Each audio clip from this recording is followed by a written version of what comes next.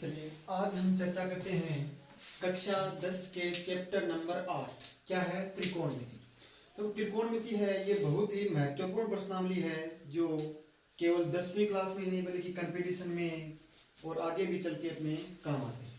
तो इसमें जैसे नॉर्मली क्वेश्चन आपको आते हैं, जैसे आपको दे दिया जाता है कि tan a इक्वल टू आपको दे दिया 3/4। क्या दे दिया? tan a इक्वल टू दे दिया 3/4 और आपको क्या बोल दिया? अन्य सभी त्रिकोणमितीय अनुपात ज्ञात कीजिए। क्या बोल दिया कि जैसे tan a दे दिया, tan a की जगह आपको कोई सा भी त्रिकोणमितीय अनुपात दे सकता है जिसका मान दे सकता है और अन्य त्रिकोणमितीय अनुपात का मान आपको पूछ सकता है। तो देखिए tan a को दे दिया 3/4, तो हम जानते हैं कि tan a बराबर क्या होता है? लंब बटे आधार होता है। क्या होता है?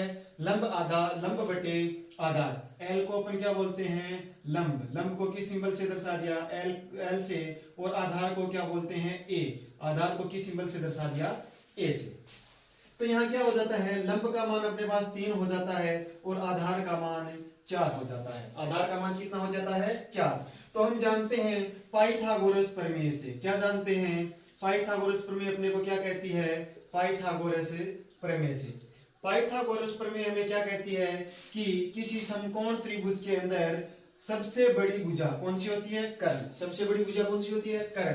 कर्ण का स्क्वायर है वो अन्य दो भुजाओं के वर्गों के योग के बराबर होता है। कर्ण का वर्ग अन्य दो भुजाओं के वर्गों के योग के बराबर होता है। तो यहां से क्या हो जाता है? कर्ण स्क्वायर इज इक्वल टू क्या होता है? आधार स्क्वायर। आधार का मान कितना हो गया? 4। तो 4 का स्क्वायर प्लस लंब का मान अपने पास हो गया 3, तो 3 का स्क्वायर।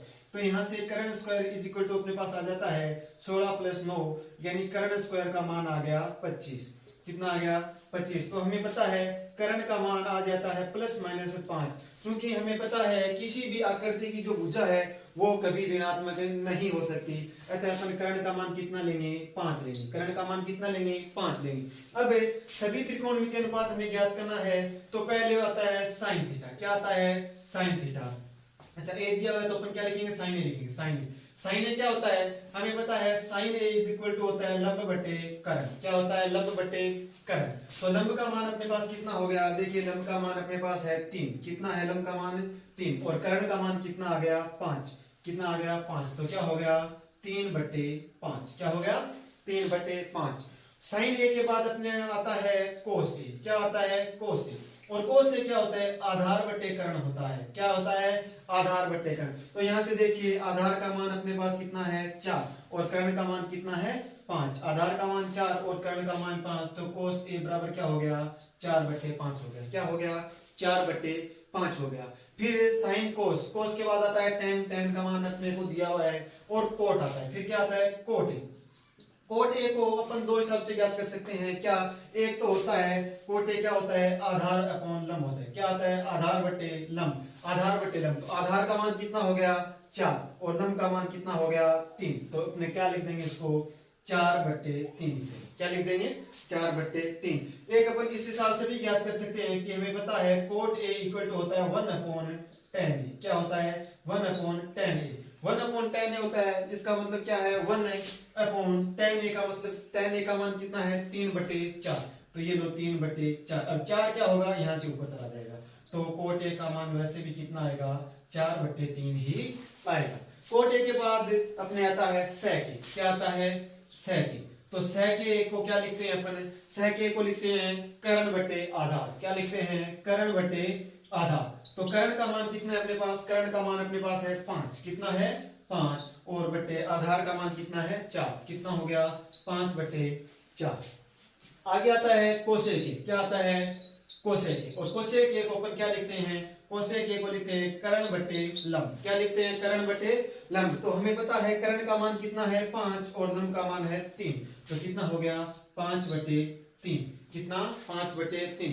इस हिसाब से यदि अपने को किसी एक त्रिकोणमितीय अनुपात का मान दिया हुआ होगा और अन्य सभी त्रिकोणमितीय अनुपात का या पर्टिकुलर किसी एक या दो त्रिकोणमितीय अनुपात का आपको क्या पूछेगा? मान पूछेगा। तो हम आसानी से इजीली ज्ञात कर सकते हैं। तो पहला काम हमें क्या करना है?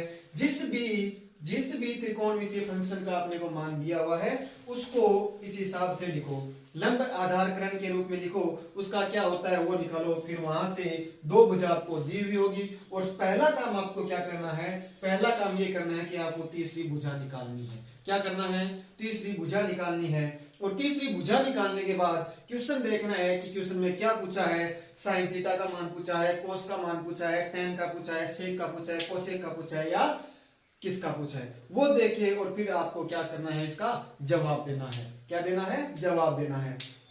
ये कुछ नॉर्मली क्वेश्चन हो जाते हैं त्रिकोणमितीय के। फिर आपको क्या दिया होता है, यही क्वेश्चन घुमा फिरा के दिया होता है। क्या, जैसे आपको दे दिया 4 tan a बराबर 3 है तो अन्य सभी त्रिकोणमितीय अनुपात ज्ञात कीजिए। तो वही क्वेश्चन है, बस ये 4 है वो यहाँ क्या कर दिया, गुणा में कर दिया। तो हम जानते हैं जो संख्या गुणा में होती है उसको ट्रांसफर करते हैं तो वो क्या है, कहां जाती है, भाग में जाती है। तो tan a बराबर कितना हो गया, 3/4। सेम क्वेश्चन बन जाता है। ठीक है, अपन है इस हिसाब से दिए हुए क्वेश्चनों को आसानी से ज्ञात कर सकते हैं। तो ये कुछ क्वेश्चन थे आपके सामने और इसी हिसाब से यहाँ पे आपको कुछ भी मान दे सकता है। तो मान अलग हो सकता है लेकिन सवाल का तरीका अपने यही रखना है। ठीक है।